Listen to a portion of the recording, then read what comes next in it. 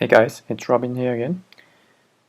Now, what I'm about to share with you in this video is basically on the on-page SEO. So I'm sure you've seen the case studies in the previous video in regards to how I built a site from scratch and rank it within 24 hours. So today you're going to witness the elements that contribute to the ranking of the site. Okay? So just to give you an overview, I'll be sharing with you a bit of an SEO background and history, and then I'll dive into the on-page SEO, and then in the next video you're going to learn about the off-page SEO. Okay, so I'm sure most of you know Google, but the word Google actually came from G-O-O-G-O-L, which means 10 to the power of 100, which is essentially infinity. Okay, and the company was established back in the 4th of September 1998. It's currently the biggest search engine and also the biggest advertising company with their AdWords section of it. Okay, and that's where they make almost $100 million a day. Alright, so to give it a bit of a explanation about how Google works,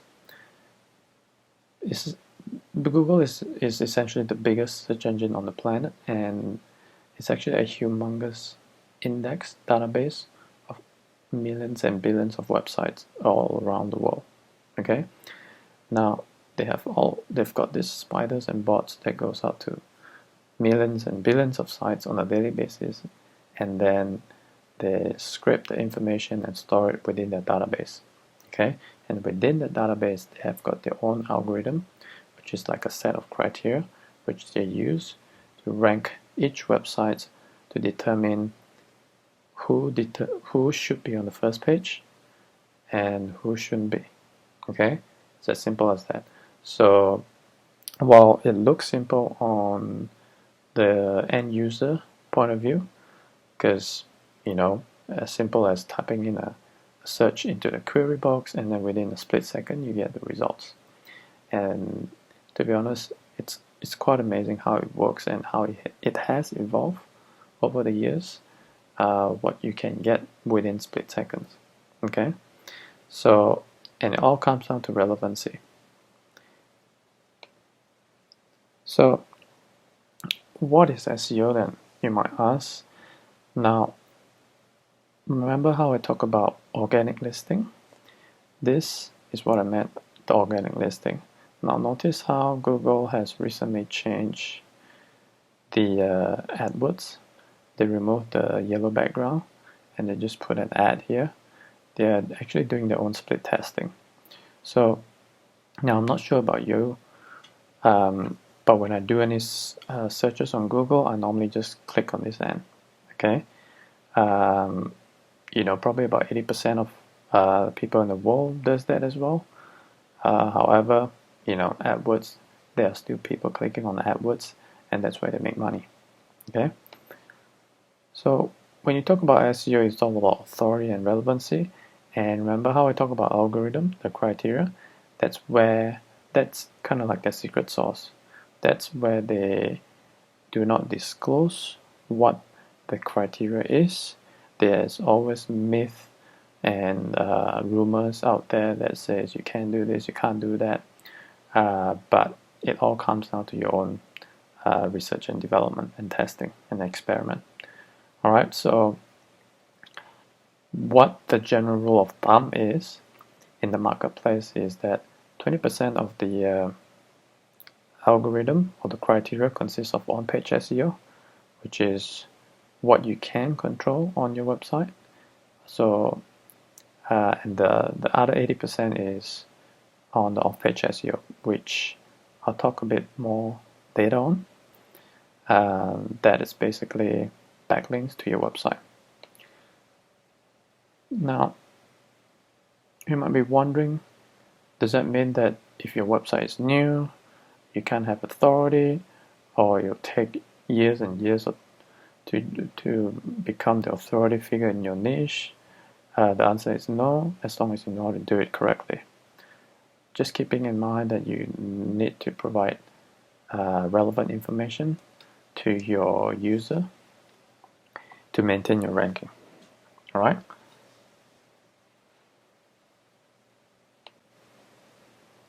Okay. So the 20%, 80% difference is that what does your website say, which is within your control, only takes up about 20%, and that covers things like the H1 tags, the title tags, the content, file names, and URL, which I'll get into later. And basically the big chunk of it comes from links pointing to your pages. Okay, backlinks are essentially a mention of your website from someone else's website. So in the offline days, if you are an established business, you have people referring to you, people recommending you. So the way that Google identified those metrics is through backlinks. Okay, and anchor text means the keyword that you use to link back to your website. Okay. Now, so when we talk about title tag, it's the header of your website. Okay. And when you talk about H1 tag, it's the headline of the page that you're looking at. Okay. So this is what a lot of people tend to overlook, and most of the time the title tag is just a basic name of their company or business without taking into consideration the keywords that you should be focusing on. And then the other elements that are quite important as part of the on-page SEO is the meta tags, which consists of the meta description and the meta keywords. So meta description basically refers to the two-liner blurb that you see on the first page of Google, or any page of Google. When you search on any keywords, it's like a billboard of your business. You need to make sure that you've got sufficient information to trigger interest, but at the same time have enough keyword density to basically tell Google that this site is relevant for this keyword. Okay, so same goes for the meta keywords. You need to inform Google bots about what your site is all about. Now you got to be careful not to overstuff the keywords, because a lot of people think that by stuffing in all the keywords in the world that they could think of or they want to rank for, then they'll automatically rank for it. It doesn't happen that way. It's just a way to tell the Google bots of what your site is all about. Okay. Now, if you don't put this, the Google bot will just assume what your site is all about, and that is not going to help you rank on the first page. Okay, so Googlebot doesn't see all these nice looking pictures that we have on the site. They just scan all the HTML languages at the back of your website. And moving on, a few other factors that affects your on-page SEO is your URL, to have the keywords in your URL, and the image, the name of the image, the content that you have in there, the keyword density in terms of how many times you mention the keyword in your on the page itself. So now, just don't overdo it, because there's no point spending 80% of your time on something that only matters 20%. Okay, I'd rather spend more time on building backlinks, quality backlinks. Okay, and then we move on to the internal site linking. Now, this is going to have a lot of impact on your site, especially when you start building quality backlinks to it. Okay, doing this right will make a difference between a site that ranks or on the 6th or on the 7th, and the site that ranks on the top 3. Okay, and also the number of the effort that you put in. It's basically gonna maximize the backlinks that you've been building to your site. Okay, so just think about this silos as a theme or different topic on your site. So if you have different services, you put them under different category.